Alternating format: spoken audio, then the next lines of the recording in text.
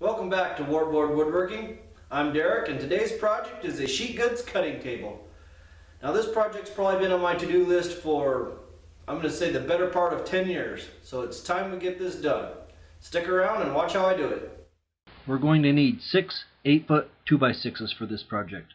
We'll start out by cutting 3 of those 2x6s in half so that we have 6 4-foot pieces.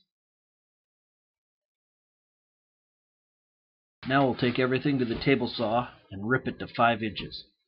I'm going to rip a little bit off each edge because my 2x6s have a lot of defects and I'm going to try to remove as many as possible.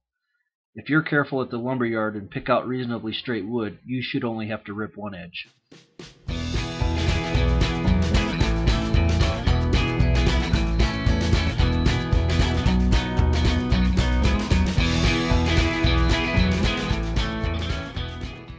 That takes care of the 4-foot pieces. Now we'll do the same thing to the 3 remaining 8-foot pieces.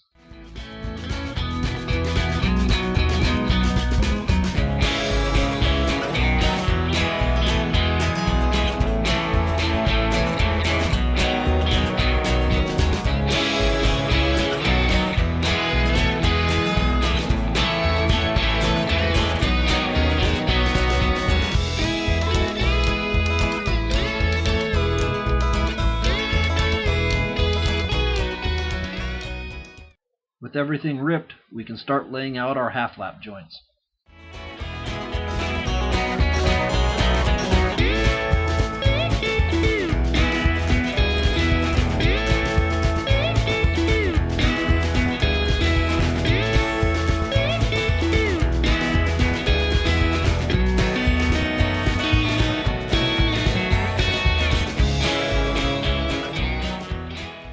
I'm going to use my jigsaw to cut these joints, so I'm going to start by drilling an entry hole at my drill press.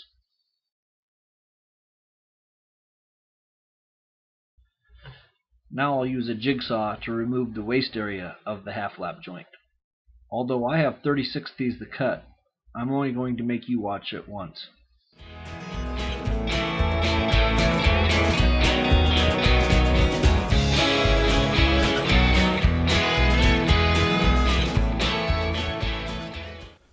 So I finished cutting all the notches out. I've got the long runners done here. I've got cross pieces here. I went ahead, used a chisel, cleaned up all the notches, squared the bottoms. So let's go ahead and put this together and maybe you'll get a little better idea what I got going here. Alright, so here we have the 3 main components of this sheet goods cutting table. On the left, you're going to have the piece that fits into the sawhorse. There'll be 2 of them. If you'll notice, there's only slots cut on one side. Those slots are going to face up. And the long runners, the 8-foot pieces, are going to fit into them. Now the long runner, the 8-foot, the middle piece there, you'll see that it has 4 notches on one side and 2 notches on the other side. The 2 notches are going to be the notches that slide into the piece that's in the sawhorse. The other 4 notches are going to hold the cross braces. And then at the top, you'll see the cross braces. They have 3 notches in one side. Now you'll notice not all the notches are the same depth. Some are 3 inches and some are 2 inches. Let's get a little closer look and I'll explain that. Alright, so this is one of the cross pieces. This is going to be the top here.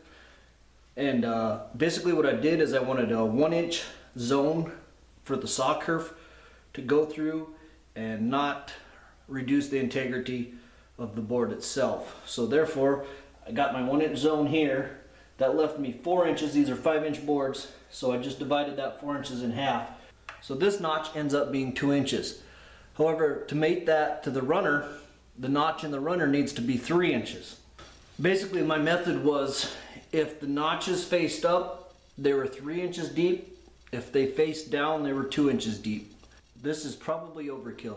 You could just make both your notches 2.5 and be conscious of your saw blade when you're making your cuts so that it doesn't go too far into these boards. Alright, we'll start by removing the cross pieces already in my sawhorses and replacing them with the ones we just made.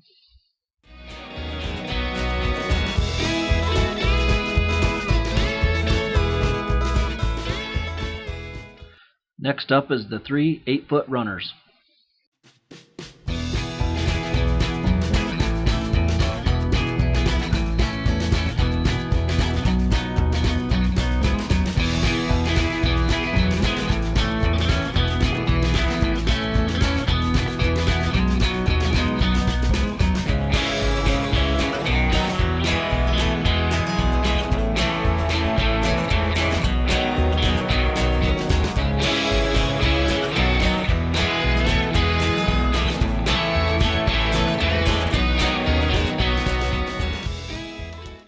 We'll finish up with the remaining crosspieces.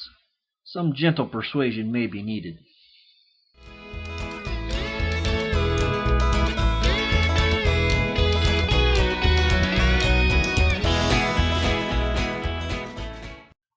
Your table may not go together as smooth as this the first time. If it doesn't, don't feel bad. I didn't show the 2 hours of chisel work I did to get mine to fit this well.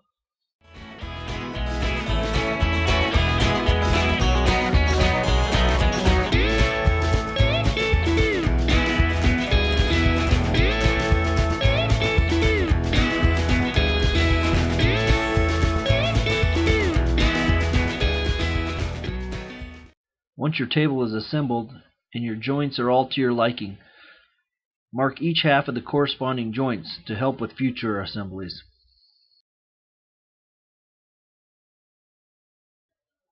I guess we better test it out.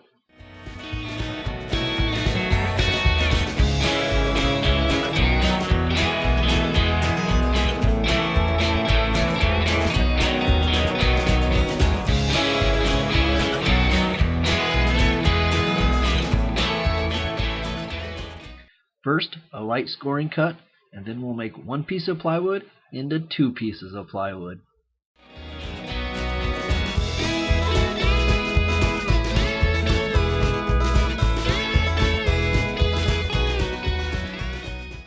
Ta-da! The 12 by 16 gridwork also provides plenty of clamping options, no matter the shape or size of the piece you want to cut.